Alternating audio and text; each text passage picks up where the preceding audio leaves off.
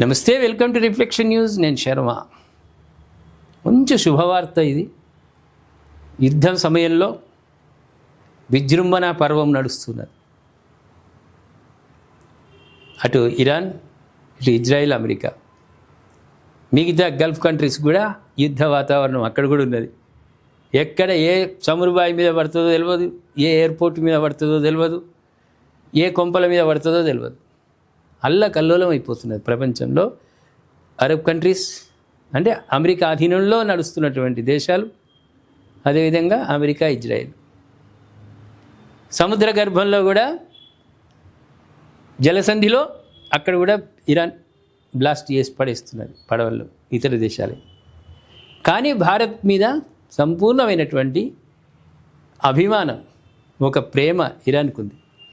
ప్రపంచానికే ఉంది, ఇరాన్కే కాదు, ప్రపంచానికే భారతదేశం అంటే ఆనందపడతారు. అక్కడ ఉన్నటువంటి ప్రజలు సౌమ్యులు, సంఘ సంస్కర్తలు ఉన్నారు అని ప్రజలందరూ అనుకుంటారు. ఒక హిందూ మతం తప్ప మిగతా వాళ్ళని అంతా గుర్తించారు. కానీ హిందూయిజంతో ఉన్నటువంటి వాళ్ళని అందరినీ కూడా గౌరవిస్తారు ప్రపంచ దేశాలు. ఇక్కడ ఇంటర్నేషనల్ ఎనర్జీ ఏజెన్సీ అని అత్యవసర చమురు నిల్వలు విడుదల అని వాళ్ళు ప్రకటించారు. దీనికి భారత్ కూడా స్వాగతం పలికింది. ప్రపంచ ఇంధన మార్కెట్ పరిస్థితులను గమనిస్తున్నామన్న అధికారి ఐఈఏ ప్రయత్నాలకు మద్దతుగా అవసరమైన చర్యలకు భారత్ సిద్ధమని వెల్లడి. ఐఈఏ ఏర్పడిన తర్వాత చమురు నిల్వలు విడుదల చేయడం 6వసారి. ఇరాన్ అమెరికా యుద్ధం కారణంగా చమురు సరఫరాలో అంతరాయం నెలకొన్న నేపథ్యంలో అత్యవసర చమురు నిల్వలను విడుదల చేయాలన్న ఇంటర్నేషనల్ ఎనర్జీ ఏజెన్సీ నిర్ణయాన్ని భారతదేశం స్వాగతించింది. ప్రపంచ ఇంధన మార్కెట్ పరిస్థితులను, మధ్యప్రాచ్యంలో మారుతున్న ఉద్రిక్తత పరిస్థితులను ఎప్పటికప్పుడు నిశితంగా పరిశీలిస్తున్నట్లు ఒక ప్రభుత్వ అధికారి వెల్లడించారు.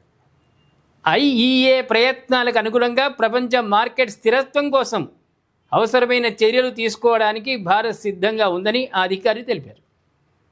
ఐఈఏలో భారత్ అసోసియేట్ మెంబర్ మరియు ఇంటర్నేషనల్ ఎనర్జీ కోఆపరేషన్లో చురుకైన భాగస్వామి మన దేశం.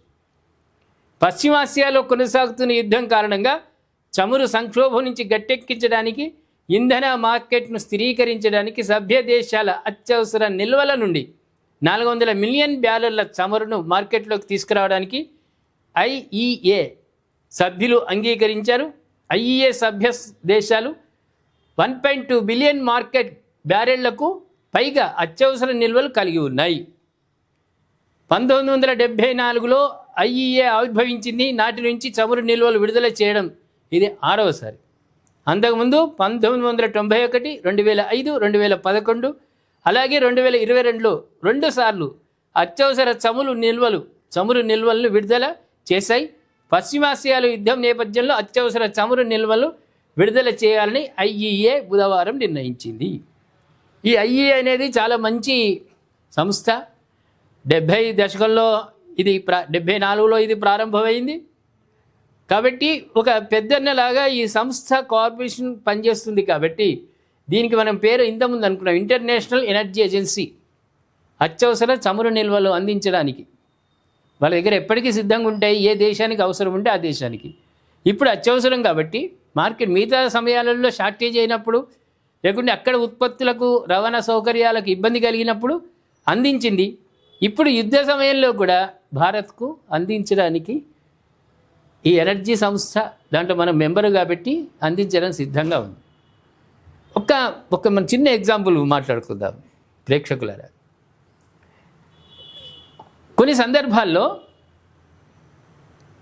కుటుంబ సభ్యుల దగ్గర డబ్బులు లేవనుకోండి, అంటే మనం ఎక్కడికైతే పోదామనుకున్నామో అక్కడికి సరిపోవని అనుకున్నప్పుడు మన అమ్మ ఏం చేస్తుంది? కన్నతల్లి ఎప్పుడైనా ఆమె ముందు చూపు ఎక్కువ. మనకేముండదు, మనకేమున్నా పిజ్జాలు, బర్గర్లు ఈ చూపు ఉంటుంది. మన తల్లులకు ఎట్లా ముందు చూపు? మరి మనం పిల్లలు ప్రోగ్రాం పెట్టుకున్నారు, వాళ్ళకి ఒకవేళ తక్కువ పైసలు పడితే ఇద్దామని పోపు డబ్బాల్లో దాచిపెట్టుకుంటుంది. కిచెన్లో పోపు డబ్బాలలో దాచిపెట్టుకుంటుంది. అప్పుడు మనం ఎట్లా అంటే అమ్మ ముందుకొచ్చి ఇక నాన్న నా దగ్గర ఉన్నాయి దాచిపెట్టి అని ఇస్తుంది. ఆమె కొనదు. పిల్లల కోసమే తల్లి జీవితం, తండ్రి జీవితం. అప్పుడు ఏమనిపిస్తుంది మనకు? అమ్మ సూపర్ నువ్వు.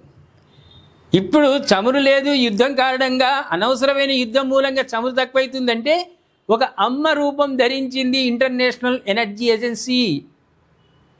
అంతే కదా, వాళ్ళ దగ్గర ఎప్పటికీ నిల్వ ఉంటాయి. అత్యవసర సమయాల్లో ప్రపంచానికి అందించాలి వాళ్ళ ఉద్దేశం. అదే కదా మన మాతృ అమ్మ ఎట్లయితే మనకు సహాయం చేసిందో, ఇటువంటి పరిస్థితుల్లో కూడా ఈ ఇంటర్నేషనల్ ఎనర్జీ ఏజెన్సీ ముందుకు రావడం అనేది ఇలాంటివి ఉండాలి. ఇలాంటి సంస్థలు ప్రపంచవ్యాప్తంగా ఉండాలి. ఐక్యరాజ్య సమితి ఉంది కదా, చివాట్లు పెడుతుంది. ఇప్పుడు యుద్ధ సమయంలో వాళ్ళు ఏం అనలేకపోతున్నారు. ఇదేంటంటే బలాబలాలు చూపించుకోవాలని ఒకళ్ళు, ఏమో గుత్తాధిపత్యం చేయాలి, వాళ్ళని ఒక్క రోజులో హ్యాండ్ ఓవర్ చేస్తాం అనుకుంటే హ్యాండ్ ఓవర్ అవుతుంది అనుకుంటే వాళ్ళు వింటలేరు. పిల్లి వై పులి తయారైంది. ఇప్పుడు పుసుకున్న వెనకకు వచ్చినామనుకో యుద్ధం జరపకుండా ఇజ్జత్ పోతుందేమని ట్రంప్ నెతన్యాహు మొత్తుకుంటున్నాడు. కానీ జంపుడు చంపుతున్నారు. మీలాని వాళ్ళు ఏ రూపంలో ఎక్కడి నుంచి వస్తున్నాయో కూడా ఊహించడానికి వీళ్ళు నెత్తికొక్కుంటున్నారు. వీళ్ళిద్దరు పెద్దన్న కదా, ప్రపంచానికి పెద్దన్నగా అత్యంత ధనవంతమైన దేశంగా ఉన్నది కదా అమెరికా. ఇప్పుడు నెత్తికొక్కుంటున్నాడు ట్రంప్. వశమైతలేదు, ఇక ఫుల్ ఎలర్జీ తయారైపోయింది. ఎందుకు పెట్టుకుంటే అనవసరంగా బదనాము. లక్షలాది కోట్ల రూపాయలు అమెరికా అభివృద్ధి కోసం కాదు, దేనికి కాదు, యుద్ధం కోసం ఖర్చు పెడితే అప్రతిష్ట పాలైపోతే ప్రజల ముందు, ప్రపంచ ప్రజల ముందు అనే బాధ కూడా ఉన్నది. ఇటువంటి క్లిష్ట పరిస్థితుల్లో ఇంటర్నేషనల్ ఎనర్జీ ఏజెన్సీ ముందుకు రావడం శుభసూచకం. మనం అందరం కూడా హర్షిద్దాం. ముడి చమురు అనేది ఎక్కడ కూడా కొరత రాకుండా చూసుకుంటున్నటువంటి ఆ సంస్థ వాళ్లకు మనం సెల్యూట్, రిఫ్లెక్షన్ న్యూస్ తరఫున వాళ్ళకు సెల్యూట్ చేద్దాం. ఏమంటారు ప్రేక్షకులు? దయచేసి మీ కామెంట్ రూపంలో మాకు తెలియజేయండి. సబ్స్క్రైబ్ చేసుకోండి, షేర్ చేయండి.